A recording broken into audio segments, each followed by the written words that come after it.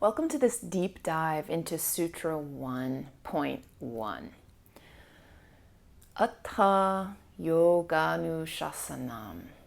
What does it mean? You could think of it as, now begins the instruction in yoga. Seems simple enough, right? It's like tempting to just move on to the next sutra. It seems self-explanatory. But I'm going to encourage us to take a closer look at a couple of the terms specifically. 1.1.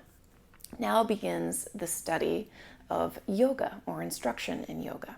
Back in the day, I owned a yoga studio and I had the great pleasure of hosting Edwin Bryant, who is a Princeton Sutras scholar. And we had him up for a weekend-long immersion in the Yoga Sutras, and he indulged us by literally going sutra by sutra and telling us about the Sanskrit and original commentaries and interpretations of each Yoga Sutra. And he pointed out something really interesting, which is, don't skip over this word now, atha. Seems like a simple enough word, but if you think about it, now is a pretty profound thing. I want to point out that Desikachar acknowledges also this import of the word atha, which he says carries the connotation of a prayer, both for an auspicious beginning and a successful conclusion to the work that follows. All right, so atha is quite important now. Edwin Bryant pointed out that in this way of thinking, we had reincarnation to think about. And so if you can agree for a moment even that your soul or in your embodiment has arrived in this incarnation, open enough and ready enough to receive the teachings of yoga, well, that in and of itself is quite an auspicious thing. And even if you don't believe in reincarnation, to think that of all the gathering molecules in the world, of all the iterations that were possible, you gathered into this particular form that you've arrived in today, and you are here now. We meet together, open enough and ready enough to receive this great and powerful teaching of yoga. So again, in and of itself, that is auspicious. Let's take that a step further. If we think about reincarnation, we think, well, I could have incarnated as nearly anything. I mean, forget about other planets or other galaxies. Like just as an earthly incarnation, I could have been a tree. I could have been a flower. I could have been an insect, an animal, but no, I came as a human, and not just any human. I came today as a human who had the particular life experience, birth experience, the particular habits of mind and action that have brought me into this moment where I am ready enough and lucky enough to embark on this journey, this path of yoga. And I'm about to receive like a roadmap or an instruction manual to do something that is greater than any earthly endeavor. And that's the thought. So, there is weight and there is import in this sutra. I mean, think about it. No one has said, welcome to my course in how to make $1 million or my course in how to lose the last 10 pounds. Those things might sound valuable, but from this perspective, this kind of beats them all. We're embarking on the path of liberation, and let's acknowledge that. Okay, so atha is quite the heavy word, quite the beautiful word. And I just want to share that Mukunda Styles acknowledges the significance and the weight of this first sutra as well. His interpretation reads like this. With great respect and love, now the blessings of yoga instruction are offered. So I just want to dive into one more term, and that is simply the term yoga. I say simply, but we'll see it's not exactly so simple. Many of you are like, yeah, I know. Yoga means to unite with the absolute or, whatever. And that's great. I do happen to believe that unite is a perfectly good word for the project that is yoga. Okay, but let's dig into it a little deeper anyway. Yoga is said to come from the root yuj, Y-U-J. It's like to harness, to attach, or to yoke. You'll find that Christ also talks about yoking, like attaching as though to a chariot or to a plow. And then I think the question becomes, what is it that we're attaching to? But before we go there, I don't want to forget to tell you that, interestingly, Barbara Stoler-Miller, who wrote Yoga, Discipline of Freedom, she's a Columbia scholar, offers just this beautiful Sanskrit keywords list. I think she's really chosen carefully each and every word.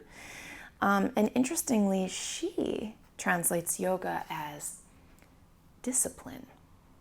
So that's just something to think about. Now, if we can get on board with, okay, now we are engaging in this discipline of uniting with something greater than myself, the next question I think is, well, what is that thing that is greater than myself? Now, some of you have done the work, I think, of coming up with I'll say a God concept that feels right for you. And that's important. Now, if you're like someone who's an atheist or just rejects this whole idea of the divine or the sacred or God, I want to speak to you for a second because I get you. I myself was born into a pretty religious household, and it was religious enough to really turn me off at a really young age. So I grew up really secular minded, I would say. And in fact, later did studies in literature, environmental literature. So by the time I made my way into study of the Sutras, it was interesting. I was bringing a literature professor's mind to the study, which was awesome. It had its benefits. But at the same time, I think for a long time, I personally was keeping the practice at an arm's length simply because that word, just the word itself, God, just repelled me at the time. Okay. Now, I considered myself a spiritual person, or really kind of always have. And so I was willing to engage in contemplations about what is out there? What is this mystery? Why are we here? I actually love questions like that. I always have. And so I found that I was able to arrive at a few basic truths for myself that have been helpful now as a true aspirant on this path. And they are, I can admit that I do not know everything about the universe. There is something out there that is confusing and mysterious and, dare I say, alluring in a way. Secondly, I recognize that there is an interrelation of all things. So if I do something in the world, it will have ripple effects beyond me. And I have always believed in that. So those skeptics among you, I'm speaking to you. Maybe if we can at least get on board with something like that, that is enough to embrace this idea that there is a self within, a self that you might call God. Well, let's not stop there. I'm a language person, and I am the first to admit that language is so limited. I think of this metaphor. You have a telescope, and you're looking at Jupiter, right? The telescope is a really limited tool. It does not give you the full experience of what it is like to be on Jupiter. Far from it. In fact, you could go to the NASA space station. They'll have a much better tool, a bigger tool, give you a better idea of what's on Jupiter or what it might be like to be on Jupiter. But even it is limited. And surely we would never mistake the telescope, the tool, for the thing itself, for Jupiter. And so if you're someone like me who got caught up on language, I'd encourage you to remember that the tool of language is just a pointing, and it is certainly limited, and it is not the thing itself. Okay, so with that in mind, let's bring in a few more tools. For those of you who are repelled a little bit by the word God, I think this is an important conversation. There are words that you'll encounter in the study of yoga, and in fact, I'll just list a bunch of them now. And as I list these, you can, even if you're in a position to, close your eyes and think about which one feels right, feels true, and feels best to you. Okay? Purusha, Atman, consciousness, the light of consciousness, source energy, the creator, all that is, God, Christ consciousness, the Holy Spirit, the Great Spirit, Allah, one, the divine, the sacred, the cosmos, the universe. Take a moment here and now to consider, maybe I didn't name your term, but to consider the word or words or phrases that feel best to you. Go ahead.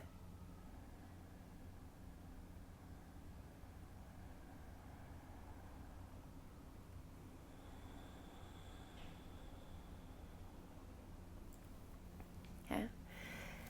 So the idea of yoga is that we have arrived here and we are now ready to embark upon the project of uniting ourselves, of completely absorbing ourselves in all that is. Or insert your God term. This is not to be an exclusionary practice. As a matter of fact, no matter how you come to this absorption or to this uniting, you are welcome to do it that way. So you can practice any religion, you can be atheist, agnostic, whatever it is you in your fullness bring to the table here, you are invited and you are able to embark upon this journey, this inclusive journey. All right. I'd love to know what questions I answered or didn't answer for you. And if you're called to, please share with us the term that feels best to you for this idea of the higher power or a higher power. But before I leave you, I want to give you, we'll call it homework. I'll call it soul work. Okay, two things. One is a contemplation. And the contemplation is this. What is my concept of all that is?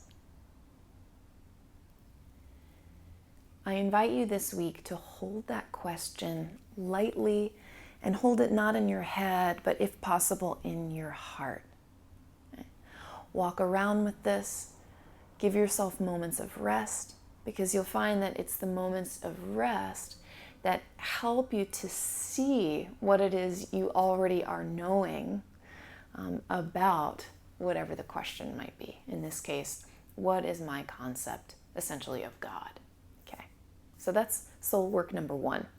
Soul work number two is a meditation prompt. I'm not gonna assign like a number of times or even a number of minutes because it's a totally personal thing. But the meditation prompt is this. Is it possible to see from the eyes of all that is? Is it possible to see from the eyes of all that is? Okay. Tune in next week where I'll dive into Sutra 1.2. to say hello in the comments. And if you'd like to know what I believe are some 8 essential yoga sutras pointing you directly toward liberation, let's skip all the mental stuff. You can find that link in the description below. With love, be well.